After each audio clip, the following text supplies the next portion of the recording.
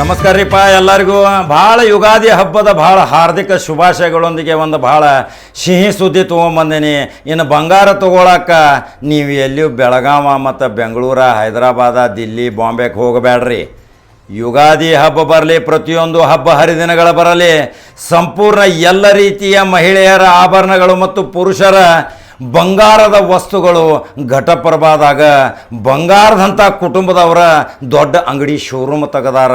ನೋಡಕ್ಕೆ ಬರ್ರಿ. ಎಲ್ಲ ರೀತಿಯಿಂದ ಅಲ್ಲಿ ಹೆಣ್ಮಕ್ಳ ಮತ್ತು ಗಂಡು ಮಕ್ಕಳದ ಬಂಗಾರ ಆಭರಣಗಳು ಸಿಗ್ತಾವ್ರಿ. ಎಲ್ಲ ಈಗ ಎಲ್ಲೆಲ್ಲೋ ನಾವು ಹೋಗ್ಬೇಕಾಕೈತೆ ದೊಡ್ಡ ದೊಡ್ಡ ಶೋರೂಮ್ಗಳಿಗಿರಿ. ಟೈಮ್ ವೇಸ್ಟ್ ರೀ, ದುಡ್ಡು ಖರ್ಚು. ಆದರೆ ನಮ್ಮ ಸಮೀಪನೇ ಇರುವಂಥ 108 ಹಳ್ಳಿ ಅಕ್ಕಪಕ್ಕದಲ್ಲಿ ಎಲ್ಲರೂ ಒಂದು ಪ್ರಮುಖ ಕೇಂದ್ರವಾದಂಥ ಘಟಪ್ರಭಾ ಮಹಾನಗರಕ್ಕೆ ಒಂದು ಕೊಡುಗೆಗಳನ್ನು ಕೊಟ್ಟಾರ. ಉದ್ಯೋಗಪತಿ ಕುಟುಂಬ ಆದಂಥ ಹೃದಯವಂತ ವಿಶಾಲ ಹೃದಯ ಇದ್ದಂಥ ಕುಟುಂಬ ಘಟಪ್ರಭಾದಲ್ಲಿ. ಗೊತ್ತೈತಿರಲ್ಲ, ಸುನೀಲ್ ಪಾಟೀಲ್, ಅನಿಲ್ ಪಾಟೀಲ್ ಅಂಥೇಳಿ ಮೊದಲಿಂದಲೂ ವ್ಯಾಪಾರಿಯಿಂದ ಬಂದವರು, ಉದ್ಯೋಗಪತಿಗಳು. ಅವರ ಹೃದಯವಂತಿಕೆ, ವಿಶಾಲ ಮನೋಭಾವನೆ, ಎಲ್ಲರ ಜೊತೆಯೂ ಸಹನೆ, ವಿನಯದಿಂದ ಮಾತನಾಡಿಸ್ತಾರ. ಮನೆಗೆ ಹೋದ್ರಂದ್ರೆ ಅವರ ಪತಿ, ಅವರ ತಾಯಿ ಸಹಿತ ಎಷ್ಟು ಸೌಜನ್ಯದಿಂದ ಕರೀತಾರೆ. ಅಂಥ ಒಂದು ಬಂಗಾರದಂಥ ಕುಟುಂಬ ಘಟಪ್ರಭಾದಾಗ ಐತ್ರಿ.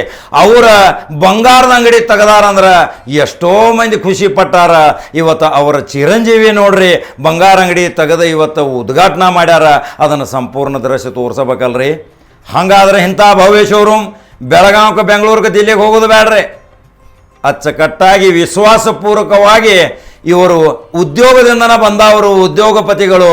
ಇವರ ಅನಿಲ್ ಮತ್ತು ಸುನೀಲ್ ಇಬ್ಬರು ಎಷ್ಟು ಸಹೃದಯವಂತದ ಕುಟುಂಬ ಘಟಪ್ರಭಾದಲ್ಲಿಯೂ ಐತಿ ಅಂದ್ರೆ ಒಂದು ಅಚ್ಚರಿ ಅಲ್ರಿ. ಅಜಾತ ಶತ್ರುಗಳು, ಯಾರ ಜೊತೆ ವೈಷಮ್ಯಿಲ್ಲ, ಎಲ್ಲರ ಜೊತೆ ಪ್ರೀತಿ ಸಹನದಿಂದ ಮಾತನಾಡುವಂಥವರು.